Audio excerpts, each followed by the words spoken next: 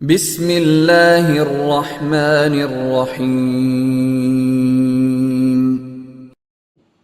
السلام علیکم ورحمۃ اللہ وبرکاتہ۔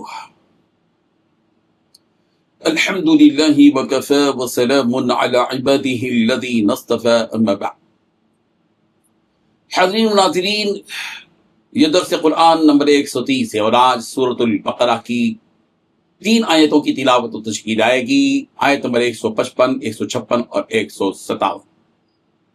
اعوذ باللہ من الشیطان الرجیم، بسم اللہ الرحمن الرحیم۔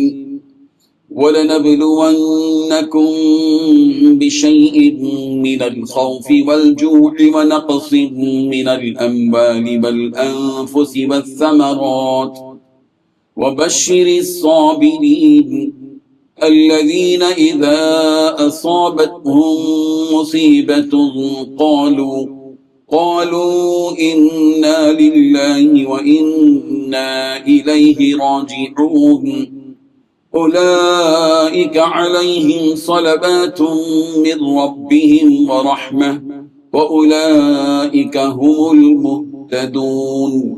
صدق اللہ العظیم۔ لفظی ترجمہ یوں ہے، وَلَنَبْلُوَنَّكُمْ، اور ضرور ہم تمہیں آزمائیں گے، بِشَيْءٍ مِّنَ الْخَوْفِ، کسی قدر خوف سے، وَالْجُوعِ، اور کسی قدر فقر واقع سے، وَنَقْصٍ مِّنَ الْأَمْوَالِ، اور مالوں کی کمی سے، وَالْأَنفُسِ، اور جانوں کی کمی سے، وَالثَّمَرَاتِ، اور پھلوں کی کمی سے، وَبَشِّرِ الصَّابِرِينَ، اور آپ ایسے صابرین کو بشارت دیجیے۔ الذین، یہ وہ لوگ ہیں کہ اذا اصابتہم، جب ان کو پہنچتی ہے مصیبت، قالوا، یہ کہتے ہیں، انا للہ، ہم سب اللہ ہی کے ہیں، وانا الیہ، اور ہم کو اسی کی طرف راجعون، لوٹ کر جانا ہے۔ اولئک، یہ وہ لوگ ہیں، علیہم، کے جن پر صلوات، خصوصی عنایتیں ہیں، من ربہم، ان کے رب کی طرف سے، ورحمہ، اور رحمت ہے، واولئک، اور یہی لوگ، ہم المہتدون، ہدایت پر ہیں۔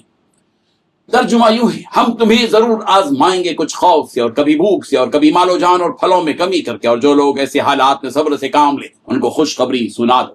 یہ وہ لوگ ہیں کہ جب ان کو کوئی مصیبت پہنچتی ہے تو یہ کہتے ہیں کہ ہم سب اللہ کے ہیں اور ہم کو اللہ ہی کی طرف لوٹ کر جانا ہے۔ یہ وہ لوگ ہیں جن پر ان کے پروردگار کی طرف سے خصوصی عنایتیں ہیں اور رحمت ہے، اور یہی وہ لوگ ہیں جو ہدایت پر ہیں۔ ان 3 آیتوں میں 6 باتیں بیان کی گئی ہیں۔ پہلی بات، ہم تمہیں ضرور آزمائیں گے کچھ خوف سے، اور کبھی بھوک سے، اور کبھی مال و جان اور پھلوں میں کمی کر کے۔ دوسری بات، جو لوگ ایسے حالات میں صبر سے کام لے ان کو خوشخبری سنا دیجیے۔ تیسری بات، یہ وہ لوگ ہیں کہ جب ان کو کوئی مصیبت پہنچتی ہے تو یہ کہتے ہیں کہ ہم اللہ ہی کے ہیں۔ چوتھی بات، ہم کو اللہ ہی کی طرف لوٹ کر جانا ہے۔ پانچویں بات، یہ وہ لوگ ہیں جن پر ان کے پروردگار کی طرف سے خصوصی عنایتیں ہیں اور رحمت ہے۔ چھٹویں بات، یہی وہ لوگ ہیں جو ہدایت پر ہیں۔ بزرگان محترم، اللہ تعالیٰ پہلی بات یہ فرما رہے ہیں کہ ہم تمہیں آزمائش مختلف طریقوں سے کریں گے۔ وَلَنَبْلُوَنَّكُمْ، ہم تمہاری آزمائش کریں گے۔